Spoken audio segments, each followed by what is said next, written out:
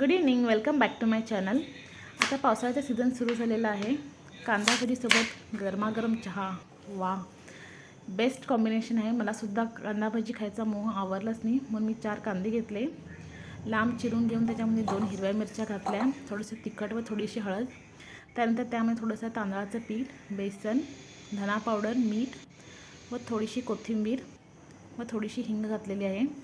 बेसनाचं पीठ मला थोडं कमी वाटलं म्हणून मी अर्धा रस्सा घालून घेतलेला आहे व थोडंसंच पाणी घाला, म्हणजे भजी छान क्रिस्पी होईल। कांद्याच्या रसामध्ये छान पीठ भिजतं, त्यामुळे 5 मिनिटं रेस्ट करायसाठी ठेवलं। त्यानंतर मस्त भजी तळून घेतली। तुम्ही सुद्धा भजी आवडली तर नक्कीच ट्राय करा।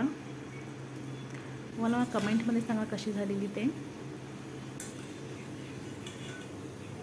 भजी आपली तळून रेडी झालेली आहे, अगदी क्रिस्पी तुम्ही बघू शकता।